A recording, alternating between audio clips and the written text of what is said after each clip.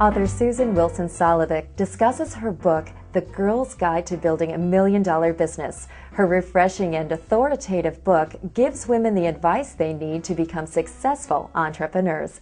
Susan, you write that women are starting businesses at twice the rate of men.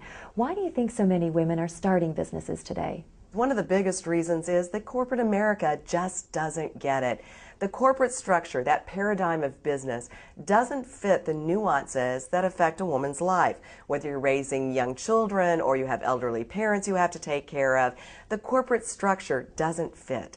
So it's not that women are starting their businesses to work less, they're just starting businesses to work smarter. Another reason is because women are really smart. And when they're working in a certain environment, they often see opportunities and ways to do things better.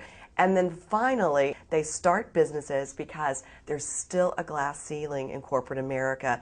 And unfortunately, women still earn less, about 76 cents as compared to men, and executive women even do worse than that. So they're starting their own businesses because they're fed up and they want to be able to earn an income that is commensurate with their skills. What do you think is stopping more women-owned businesses from reaching the $1 million threshold?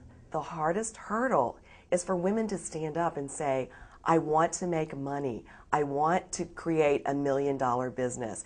Women will sit around and talk about sex or menopause or their problems that they're having with their children, but heaven forbid that we would stand up and say, we want to make money. So that's one of the obstacles. The other obstacle is really a lack of resources and knowledge. Fewer than 5% of all women in this country get funded by venture capitalists. And in fact, most women fund their own companies by using credit cards or their own personal wealth or from friends and family. And you're not really going to grow a big entity unless you learn how to finance and fund that growth. Can you tell us about the 4 strategic keys for growing a business that you outline in your book? The first one is really very simple, common sense. It's to define the vision. Where do you want to go? How big do you want to be? And that's where you just let your imagination run wild. A lot of people go into business because they're very good at a particular craft or they have a particular skill and they decide, I can go and do this on my own. What they don't understand, and actually I call this having an entrepreneurial seizure, is being in your own business is not about your particular craft or your skill. It's about creating an entity that is bigger than you.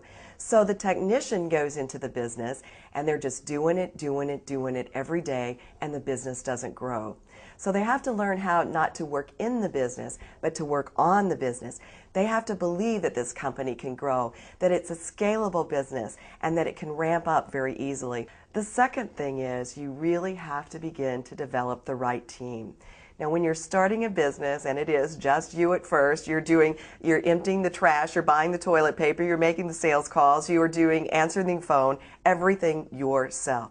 But as you grow the organization, you'll see that it becomes harder and harder to do all of those tasks yourself. So you want to start hiring the right people. You want to plan. You want to think about what the skill sets are that you need.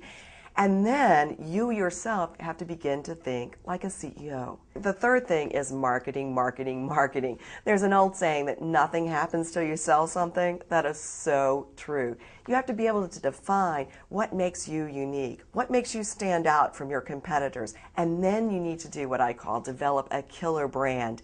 And when you talk about branding, a lot of people say, oh, okay, I got a logo, I've got letterhead, I've got the name for my company. Branding is so much more than that. It permeates your entire business. You either have a brand by design or default, and I suggest that you choose it by design. And the final thing is funding. It's so important for growth to be able to fund your business. As you grow a business, you're going to get in those times that you're going to be in a cash flow crunch. There's no doubt about it. The funny thing about bankers is that when you need money, when you need a loan, they don't want to give it to you. When you don't need it, no problem. So you want to get that line of credit. You want to establish that relationship when you don't need it. So you need to analyze what works for you, what you're comfortable with, but never, ever, ever take your eye off the ball of that big vision. The confidence and knowledge any entrepreneurial woman needs to build and grow her business is within her grasp with The Girl's Guide to Building a $1 Million Business.